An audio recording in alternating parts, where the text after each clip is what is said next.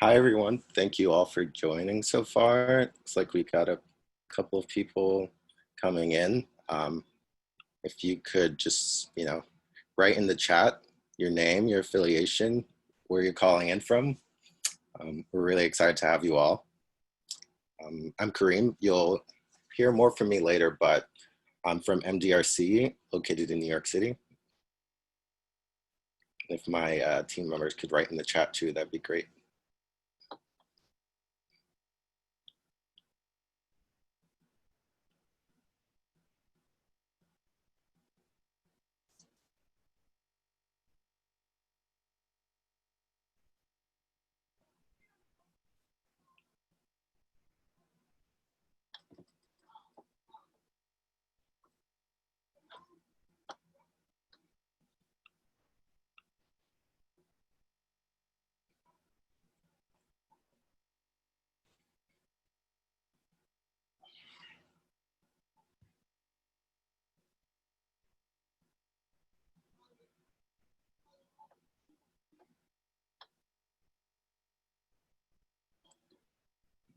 So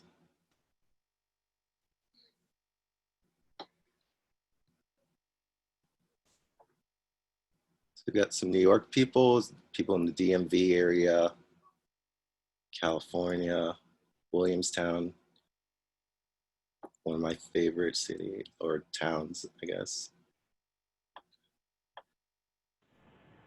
Got people from the Ridge Project, Rochester.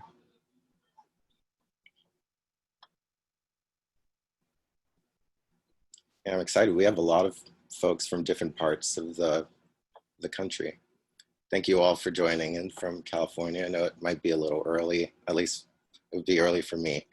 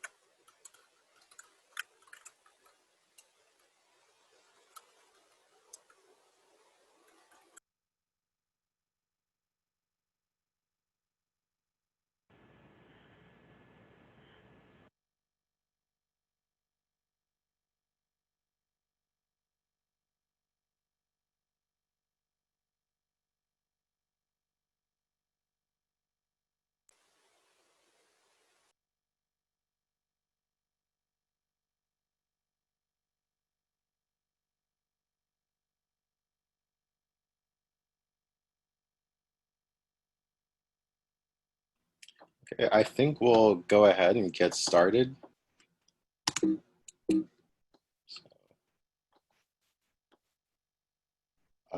Thank you so much for joining us at this webinar that will introduce strengthening the implementation of responsible fatherhood programs, or SIRF. My name is Kureem Nugent, and I'm a research assistant at MDRC, which my colleague Dina will tell you more about later. Although I'm relatively new to the fatherhood field, I'm particularly invested in SIRF and its goals as someone raised by separated young parents and as someone who understands some of the challenges they face navigating parenthood. We're really pleased to have to be here today to share an overview of a new federal evaluation of responsible fatherhood programming. Before we launch into the program, I just wanted to share a couple of housekeeping items. Everyone on the line has been muted, but we welcome you to be in touch throughout the webinar using the chat or the QA function. We'll talk more about that in just a moment, and I just want you guys to know that this webinar is being recorded. If you run into any technical difficulties throughout the session, please use the chat feature to contact all panelists as pictured on the left here. This is the default setting. We also encourage you to submit any questions at any time that you may have about the project or the program selection process. You can submit those questions using the Q&A feature at the bottom of the Zoom screen. If we aren't able to get to all of the questions today, we'll use them to inform a frequently asked questions document that we would share after this webinar. We do want to note that we won't be able to answer any questions today related to the requirements of the federal grant, and we ask you that you refer to the FOA or FOA and the designated contact listed there for such questions. With that, I think we're ready to begin, so I'll turn it over to our Deputy Project Director, Dina Israel. Thanks, Kureem. Hi, everyone. I'm Dina. Kureem and I, along with other speakers today, work at an organization called MDRC. And MDRC is a nonprofit social policy research organization that has been working with responsible fatherhood programs for nearly 30 years to improve programming and the quality of evaluations. On SIRF, MDRC is leading a team that also includes Insight Policy Research, MEF Associates, and several other experts from the field. We're really pleased to be here today sharing an overview of SIRF, and we hope you walk away with background on the project itself and information on how to express an interest in joining the project. This project is sponsored by the U.S. Department of Health and Human Services, Administration for Children and Families, Office of Planning, Research and Evaluation, or OPRE, and we're joined here today by our project officers, Katie Pahianis and Kriti Jain. We'd like to start by turning things over to them to say a few words. Hi, Dina. Thank you so much. So good afternoon, everybody, or morning, depending on where you're calling from. And thank you so much for taking the time to join us on this webinar. Welcome to all of you. We know you have a lot on your plates, and we're really grateful that you've made the time for this and to be with us here today. So this project, Strengthening the Implementation of Responsible Fatherhood Programs, is really important, and we're so excited about being at this point where we can share important plans and next steps with all of you. So as you know, or will know very shortly, the purpose of this project is to use rapid learning methods like rapid cycle evaluation or continuous quality improvement, often called CQI, to identify and test promising practices for addressing critical implementation challenges in responsible fatherhood programs. The SIRF team will get more into this shortly, but before we get started, I wanted to express my thanks to the SIRF project team for working really hard to get us to this point, their continual adaptation in making all of our project activities virtual, and also a thank you to those of you who generously shared your time with us to talk about programmatic challenges and how you've addressed them. So with that, I'll turn it back over to Dina, who's going to want to hear more about all of you. Thanks. Thanks, Kriti. As we get started with today's webinar, I think the first thing we wanted to do was we'd love to learn a little bit about who's joining us today. So let's do a quick poll. If you wouldn't mind answering in the next 30 to 40 seconds, what is your primary role within the fatherhood field?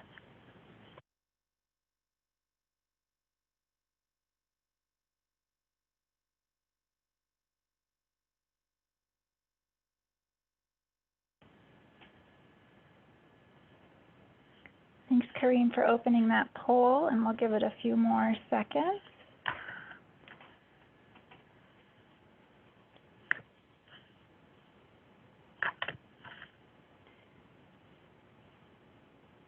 If anyone wants to do a drum roll for the results in a few seconds, Kureem, I'll let you do that.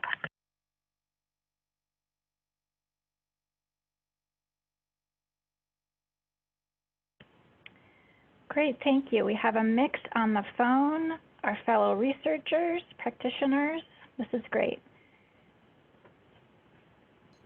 Thanks so much for answering that. So we've organized the agenda today so you can hear from different members of our team that will be working with any program involved with SIRF. And together we hope you'll leave this call with an understanding about why we think SIRF is an important contribution to the field, what the project's overall structure and goals are going to be, how SIRF will look on the ground as the study team partners with practitioners and fathers, when site selection will take place and how to nominate a program if you have one in mind that would be a good fit for SIRF. And we also hope you'll have a chance to ask any burning questions in the Q&A box and, of course, leave the call with a better sense of next steps for the project. So we have a lot to cover today, so let's kick things off. I'll first start by just sharing a little bit about why SIRF is important and add on to what Kriti's already said. As the poll indicated, we're amongst a crowd that plays a part in shaping what fatherhood programming is and its purpose. So we won't say much about fatherhood program goals today. Please just know that the SIRF team understands and is also committed to finding solutions that engage fathers and support them in their role with their children, as a co-parent, and in other ways such as increasing their economic stability. These are incredibly important goals, and they've been supported by OFA and the Federal Responsible Fatherhood Grant for many years.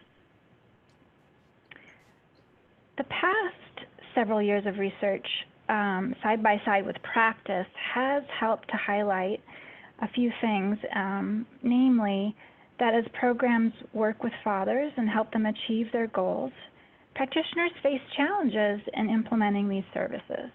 For example, it's hard to reach as many fathers all the time as a program would like to, both in terms of initial enrollments or in keeping a father engaged throughout the services given all the demands a person can have. And this is where SIRF comes in. SIRF is designed to be an opportunity to dive deeply with programs and fathers to examine different solutions to common challenges faced during recruitment, initial engagement, and retaining fathers and services through the life of the program. It's designed to be brief, a series of short evaluations over about 1 year, as opposed to what you might know well from federal evaluations as being kind of a big study over several years. And the hope is that through this brief series of evaluations, this work will strengthen services locally, disseminate insights to other programs across the field, and strengthen programming in a way that it's poised for additional research in the future.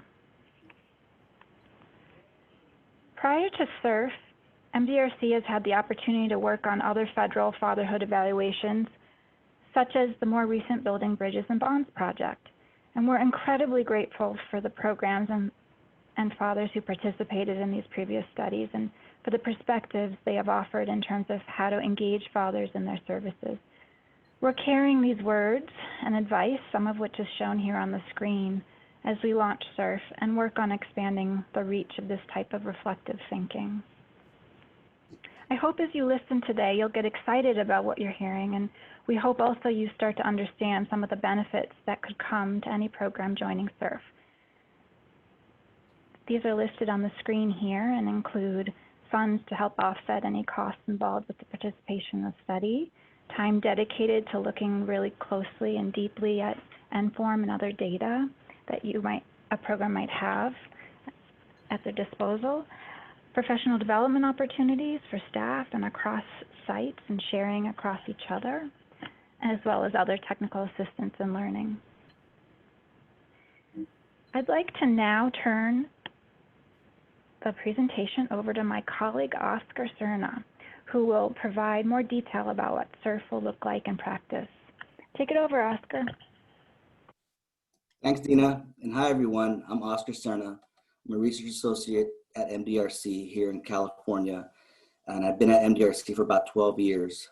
And I'm really excited to be part of the SIRF team. I grew up without my father, and now myself being a father of two, and in an active co-parenting relationship with my ex-wife, I have a particularly vested interest in strengthening fatherhood programs.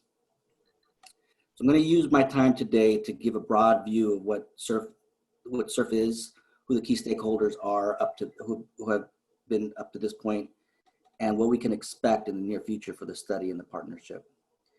SIRF aims to work collaboratively with fatherhood programs to test big ideas and solutions to barriers commonly faced when recruiting fathers, enrolling them in services, and retaining them so they can achieve their goals. Our hope is that through SIRF, there are opportunities to implement ideas and solutions in an efficient and effective ways, but that they are also practical to the conditions under which your programs operate. So taking a look at SIRF at a glance, we want to provide you with an understanding of how the partnership works and who's involved. Using what we like to call a learning cycle, programs will be given the opportunity to discuss and reflect on implementation challenges commonly faced and what can be done to address them, and also assessing how well new strategies are implemented and if other improvements are needed. Beginning next year, SIRF plans to partner with up to 10 fatherhood programs to design and try out these learning cycles. A little later, my colleague Donna will be going over how SIRF will be selecting and nominating these programs. The funding support for SIRF has been possible through the Administration for Children and Families at the U.S. Department of Health and Human Services. And as mentioned earlier, SIRF is being coordinated by MDRC in partnership with MEF Associates and Insight Policy Research. And certainly we couldn't do this work without partnerships with programs like yours.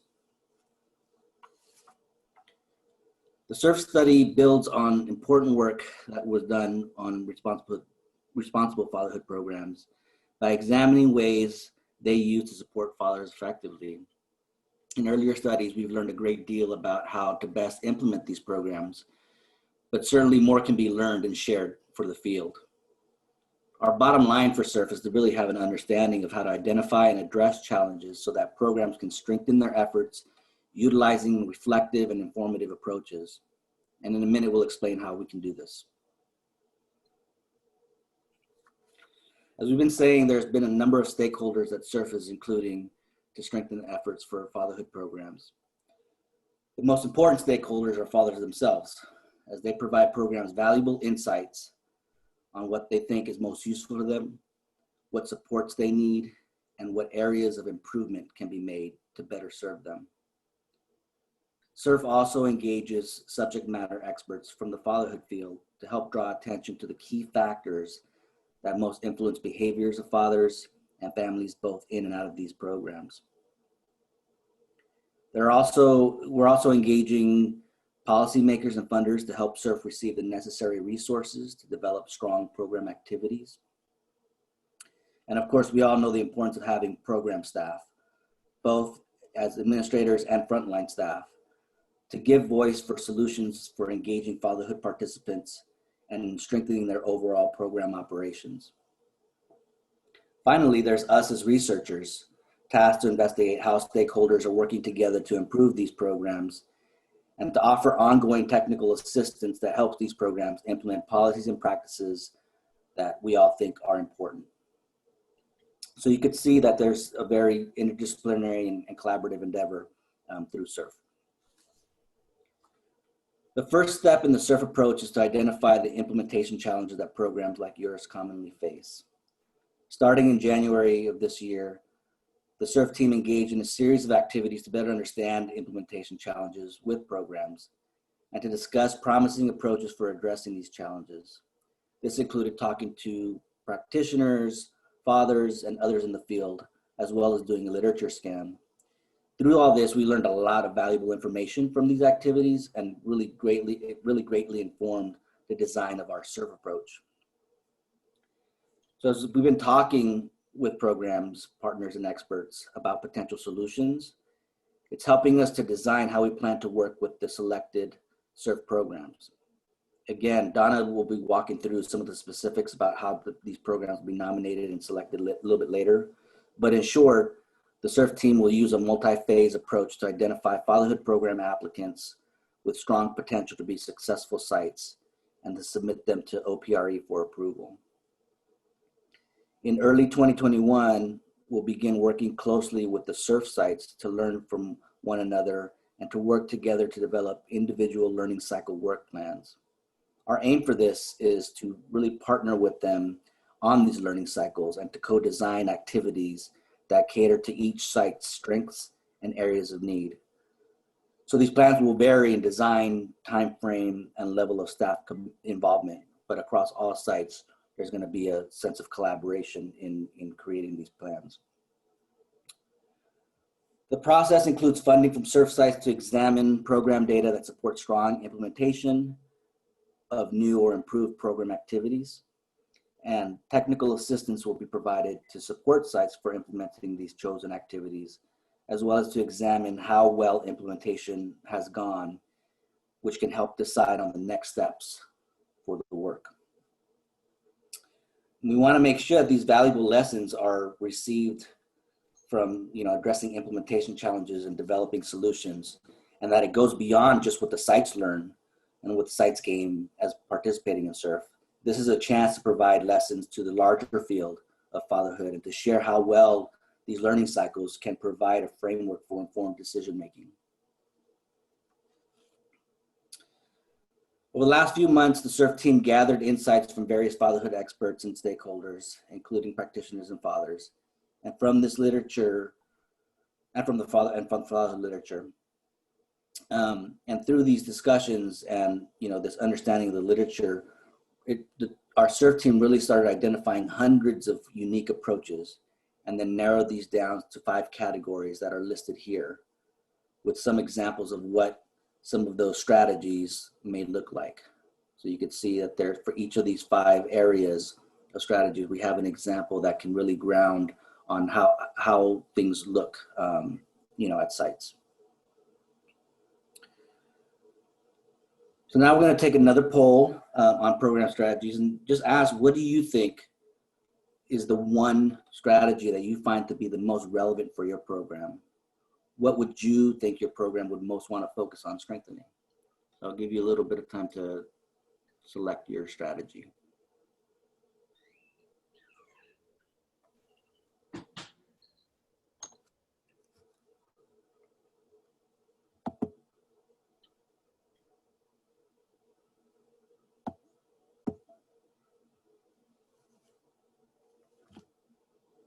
Okay, and Kureem, could we have the envelope, please? Yes, and give it a nice countdown, 10, 9.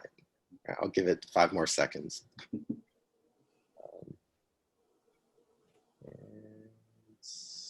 Okay, share the results.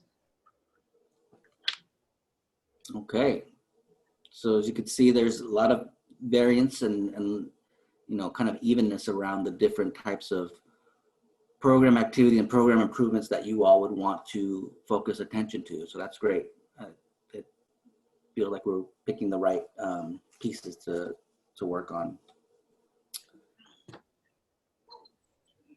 So now that we've given you an overview of what the SIRF project goals are, I want to give you, a look at what the program activities, would be over the course of the study's lifeline. So you see in August and October of this year, we're in this nominating process to really kind of, share with you what it would look like and what is expected.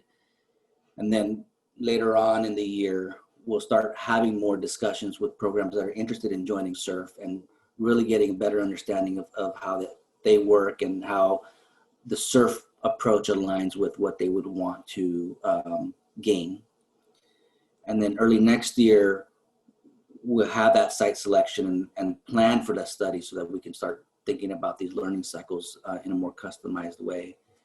And then later on in the spring of next year through March of 2022, we're going to take that year to really implement those learning cycles with sites and to have a good understanding of what those learning cycles have been able to show sites for what they're doing. So the next slide, please. So now we talked about, what SIRF looks like in action, and, what we think that it will become, throughout the next year and a half, and how we plan to work with fatherhood programs. So we're going to now step into getting into more detail about what these learning cycles look like. So if we go to the next slide. So this is an image that we've come up with that, will help describe what these SIRF learning cycles are. We like to think of them as cycles as having 3 key stages: to learn, to do, and to reflect. So if you become part of SIRF, you'll hear a lot about the learn, do, reflect process. And you can even see that this concept is included as a part of our project logo, the flow of it. So we're going to spend the next few slides talking about the details of what happens in each of these stages. So the first step in the learning cycle is to do just that, to learn. Creating a SIRF implementation plan involves understanding how your programs work and finding out what the key areas of challenges exist and how to mitigate these challenges.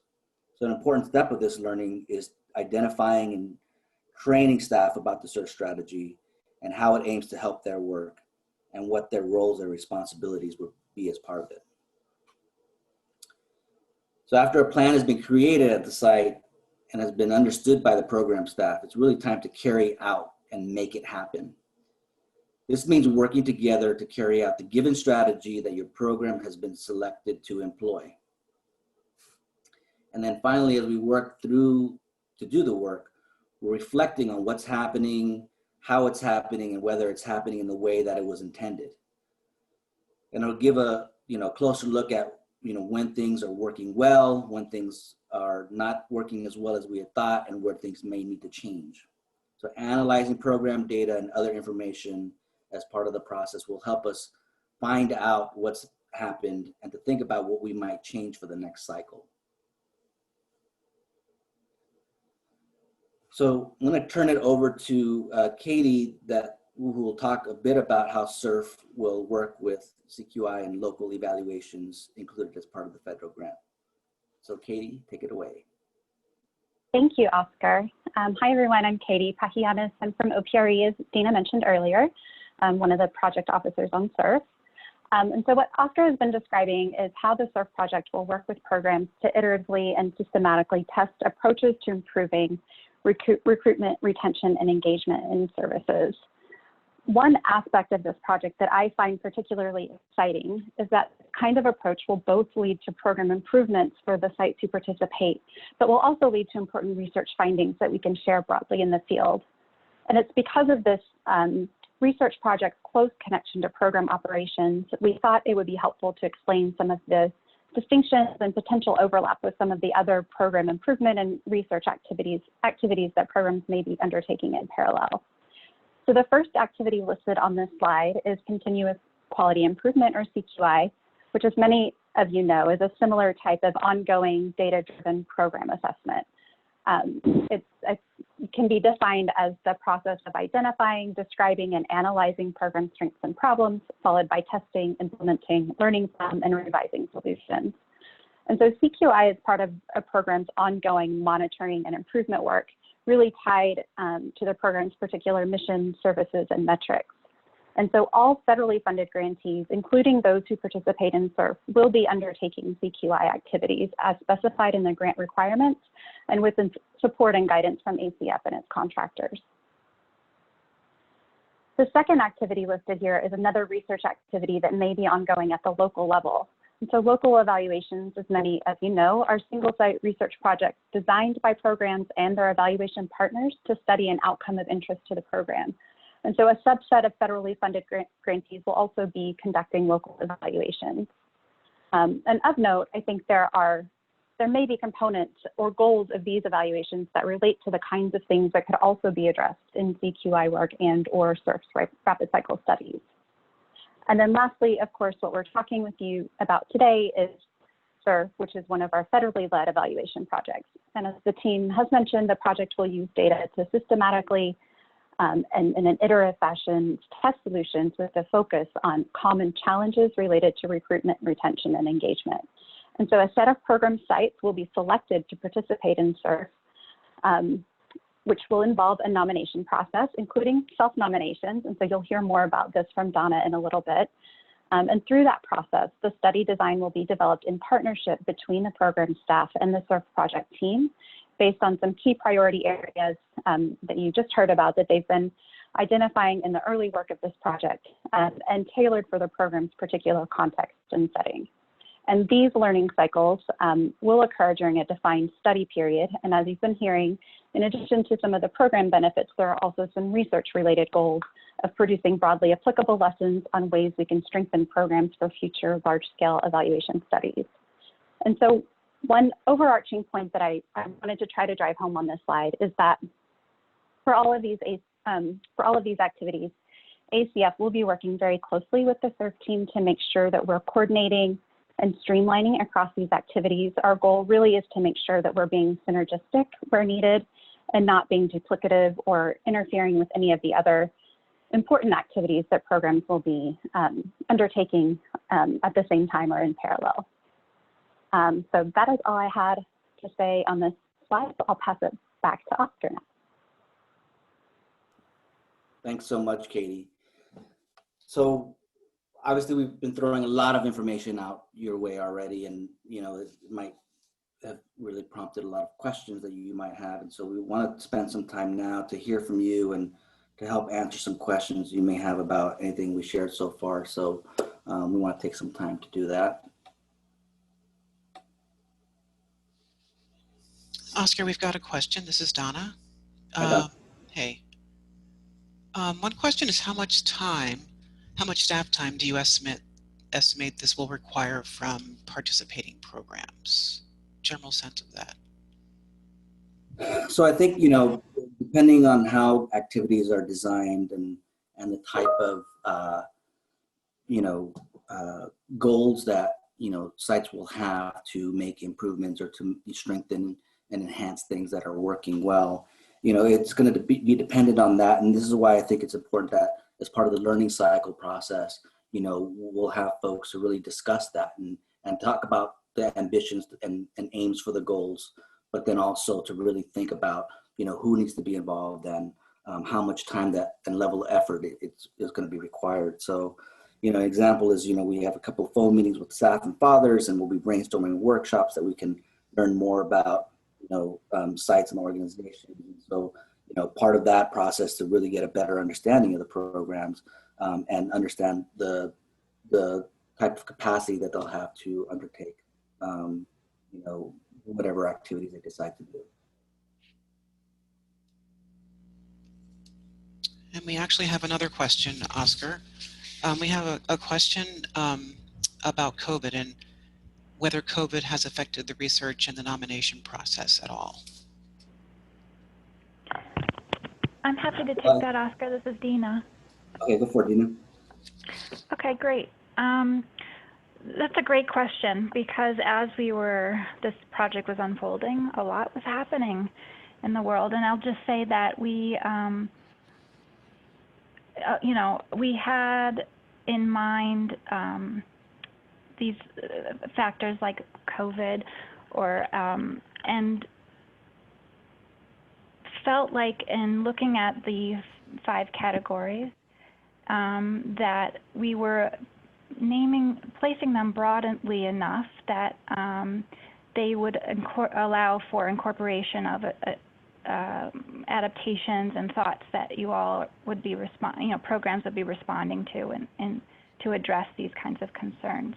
So broadly speaking, we think that we're hoping that the categories that we hope to focus in on, the strategies, will allow us to be mindful of all of these shifting concerns.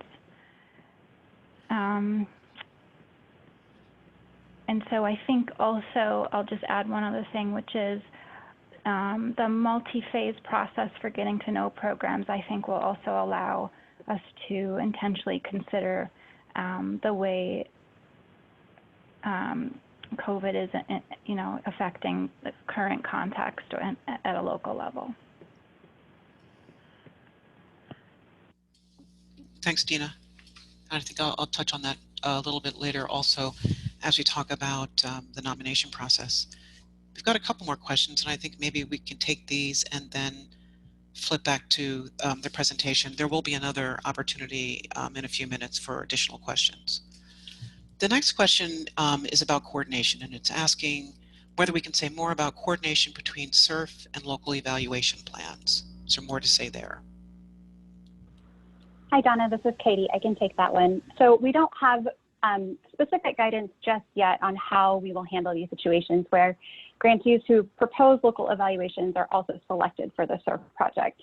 I think it will depend a bit on the study design and how the goals of the local evaluation may relate to the things being studied in SIRF. My understanding now is that this will be a case-by-case decision in terms of whether the grantee continue with both evaluations or just one or the other. We will be working very closely with OFA on these decisions, and more guidance will be available after the grants are awarded.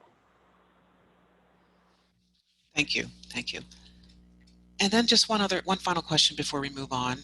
Again, we don't want you to stop asking questions. Please put them in the Q&A or chat section, and we'll certainly respond and get back to you after the webinar. The final question, the study requires a year commitment, correct? Will support be ongoing post that timeline?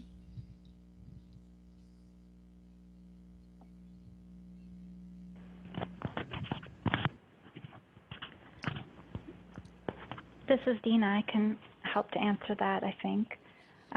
We're hoping that through the course of this project, the support that we're building capacity for, this having a life of its own thereafter. And so project funds might be limited during this time period, but we think that the techniques and approaches that we'll use together would generate some ability to kind of maintain and hopefully support ongoing work.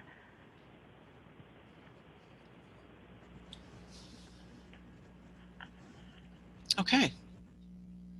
All right. Throwing it back to you, Oscar.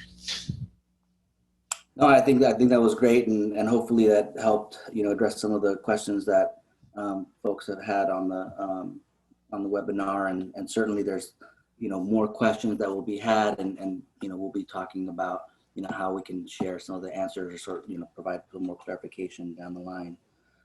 But for now, I'm going to turn it over to my colleague Donna to spend a few minutes talking us through the program nomination and selection process. So, Donna, it's all yours. Oscar, thank you.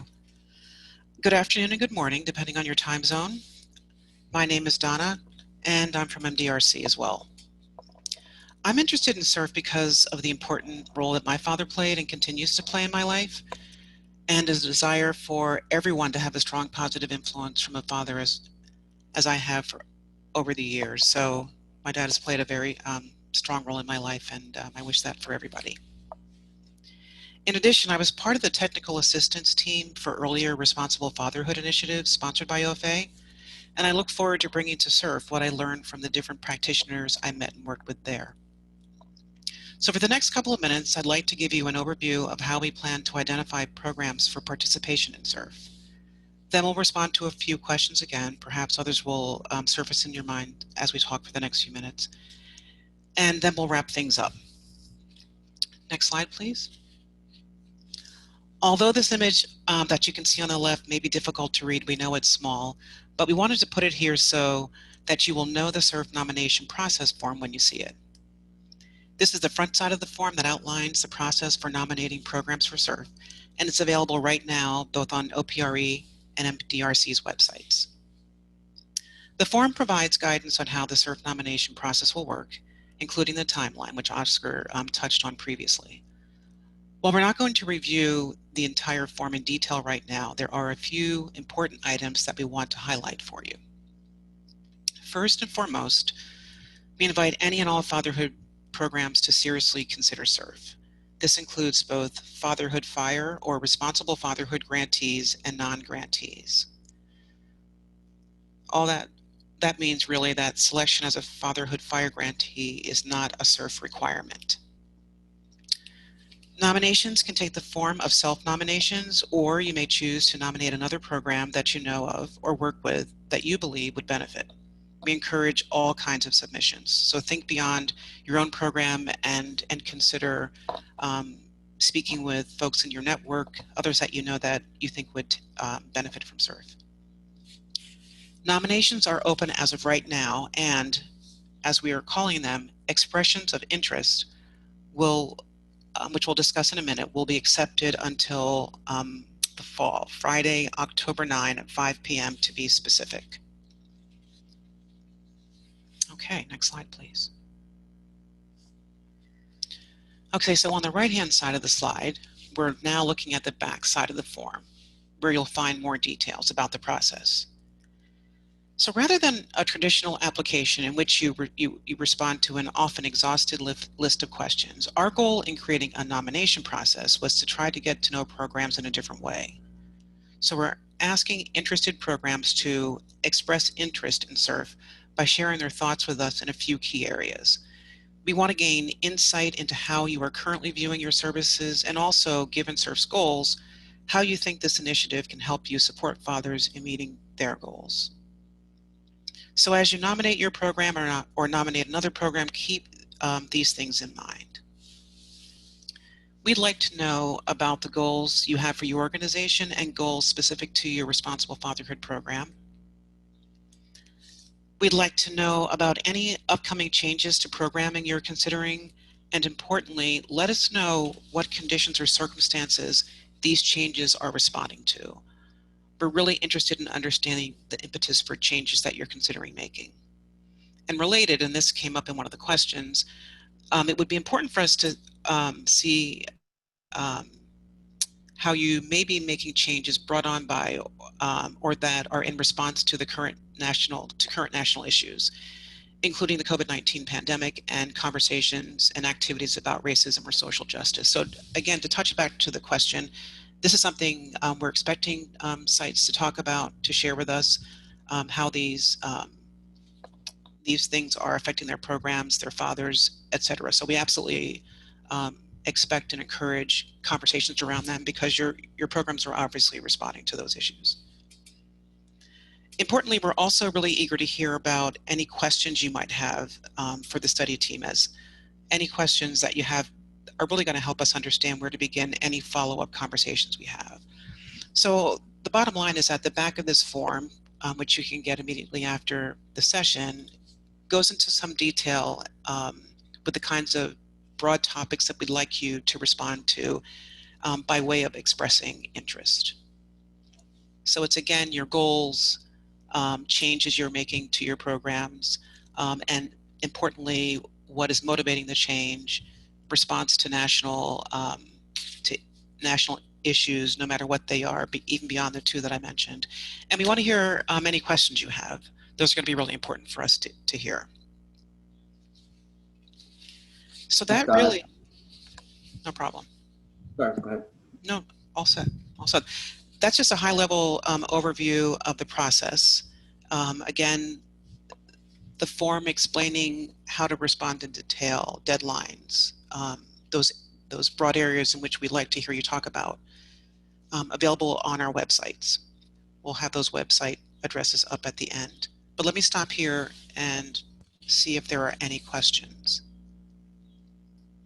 So Donna, one of the questions that's come up is, and others on the team, feel free to also chime in, but due to COVID-19 and programs are having a hard time with recruitment.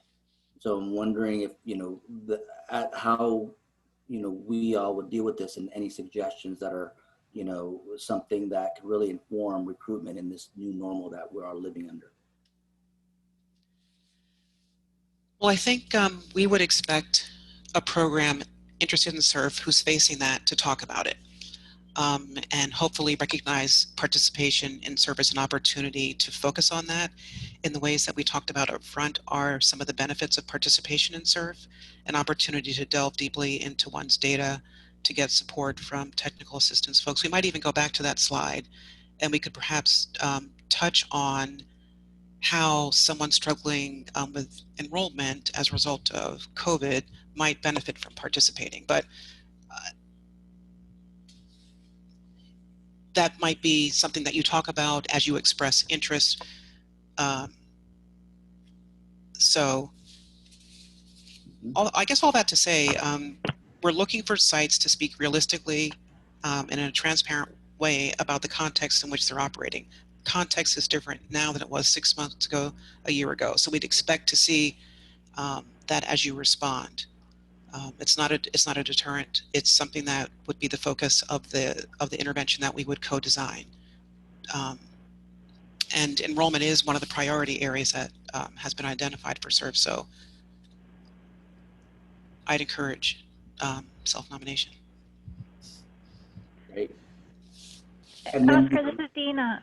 I'll just add a couple examples to what Donna's saying. So it's true, recruitment is one of the categories of challenge categories. We were hearing from others that it would be a good priority for SIRF. And so in response to, say, COVID, I'm sure many programs are thinking about new methods for recruitment and reaching people when you can't do work on the ground. So that's an example of kind of testing some new approaches to recruitment, working with new referral or recruitment sources might be a response, and a way to kind of work, something to work on with SIRF.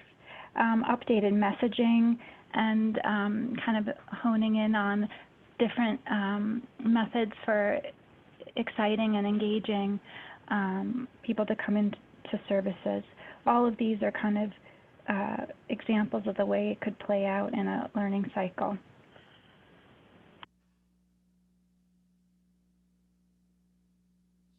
Great, thank you.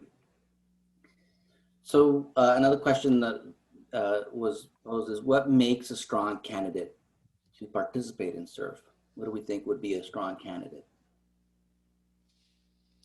I can take that and talk broadly about some emerging criteria that we're trying to solidify as we approach the process for making decisions. It's a few months away, but we're really focused on a few broad areas. We're going to be looking at organizational stability. That is the ability of a site to be able to provide a consistent programming experience during the SIRF period. We're going to be looking at operational fit. And what we mean by that is we're going to be taking a look at the site's target population, numbers served, the structure of services that will allow the SIRF to implement a test. So operational fit has got to be there as well. As Dina was just focusing on operational challenges, we're going to be looking for alignment there with the SIRF priorities. And broadly speaking, they are recruitment, engagement, and retention types of challenges. That's a big one for us, just alignment with priorities between the initiative and what you're facing. And then finally, we're going to be looking at an organization's ability or readiness, that is, to participate in a rapid learning test, and not only their readiness but their interest, specifically looking at whether the organization has the infrastructure in place to manage this type of evaluation. So 4 broad categories: organizational stability, the operational fit, alignment between the SIRF organizational challenges that will be a focus of the initiative, and then readiness and interest in rapid learning, rapid cycles. Hope that covers it for who asked that question. Yeah, thank you. I think it covers it well. And just kind of actually as a follow-up to what you were describing, another question came in about, are you looking for fairly new programs or more experienced and established programs to be part of it? How do we think that fits in with the criteria process?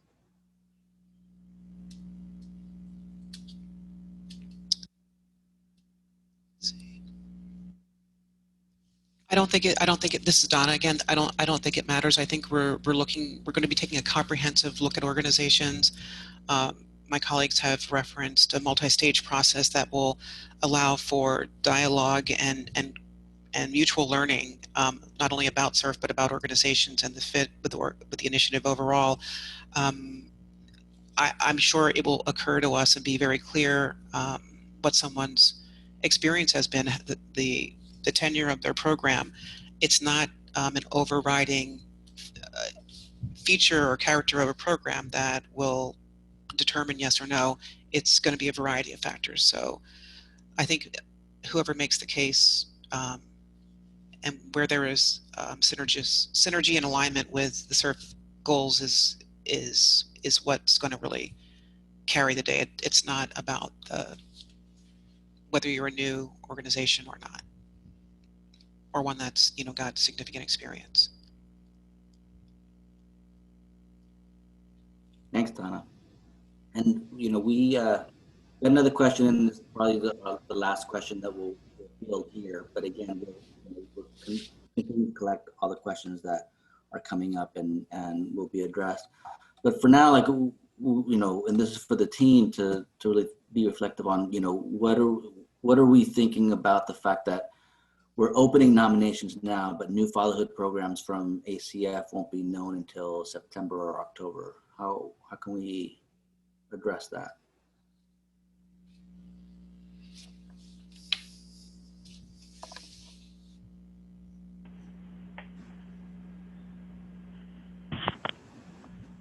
Want me to answer that one, Donna? That would be great. Thanks, Dina. Yeah. That's in part why October 9th is on our mind. We thought about the fact that, we don't know when the grant announcements will come, but they will come, and so we wanted to leave time and enough time for that kind of knowledge to be known, in the hopes that it comes out in that period.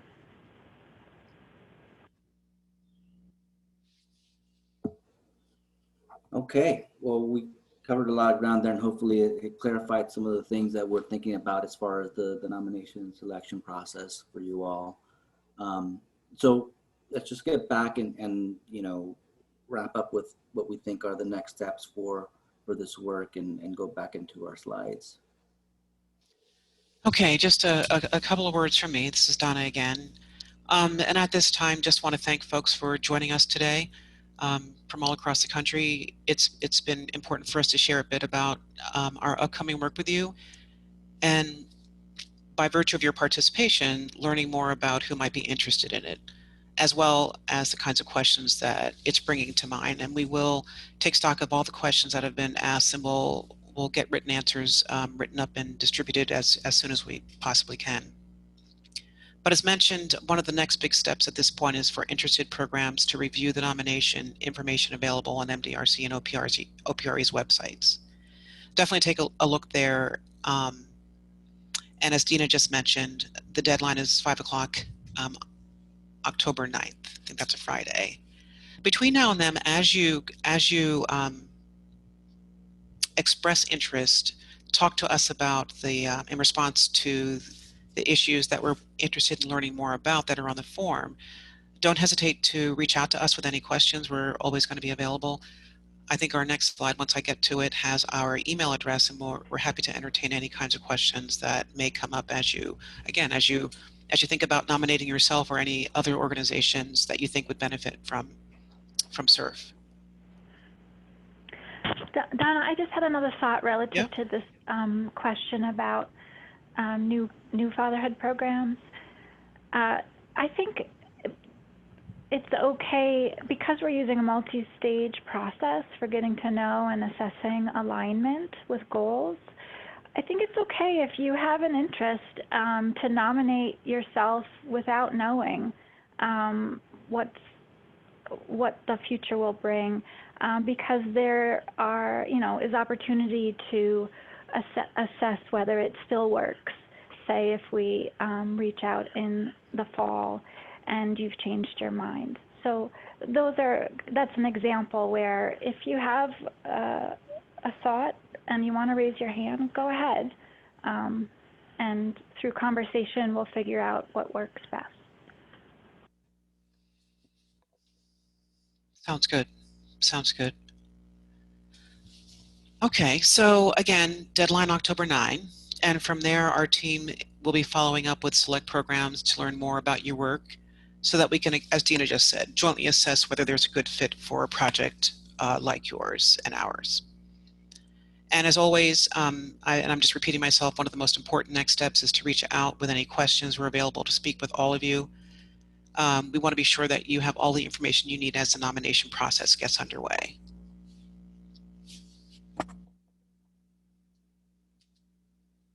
I'm actually going to ask whether anyone has any additional questions. We're ahead of time, and we can entertain another question or two if anyone has one.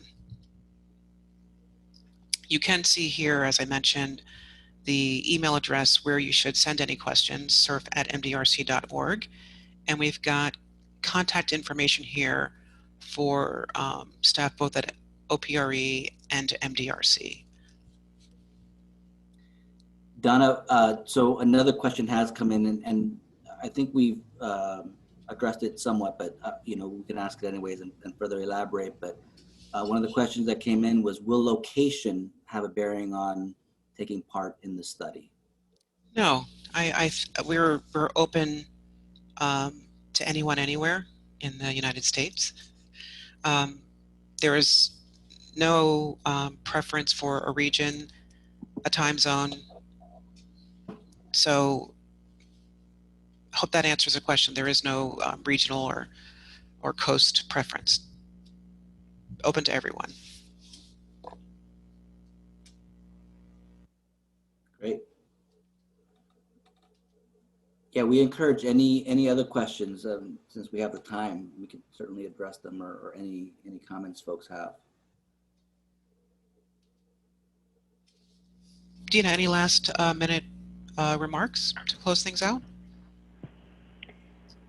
No, maybe I'll just say one, go through the list of priority areas that Oscar, shared earlier, just to leave you all with some ideas and thoughts about these areas. So one area we had identified through conversations with everyone, thank you for going to that slide, are new ways and promising solutions for identifying and meeting fathers' needs that they're expressing.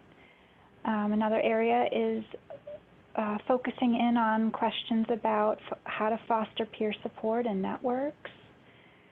Another area is ways to develop staff capacity, delivering flexible services, and you can imagine that COVID-19 kind of relates particularly there as well. And then recruiting fathers to participate. So these are potential SIRF areas of focus, high priority areas. We're open to any and all ideas in these areas, and new ones if you have other things in mind. Thanks, Dina. We got another question in. Will this presentation be shared with those attending the call?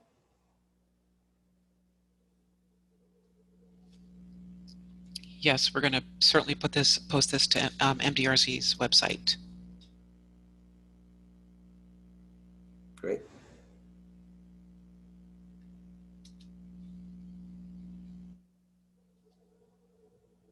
Okay.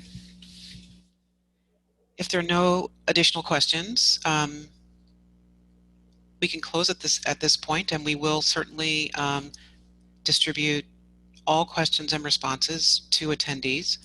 We're likely to create a FAQ, a frequently asked questions document, so that everyone can see what the questions were. Thank you very much for joining us today. Have a good afternoon. Thank you, everyone. Appreciate your attendance. Thank you, everybody.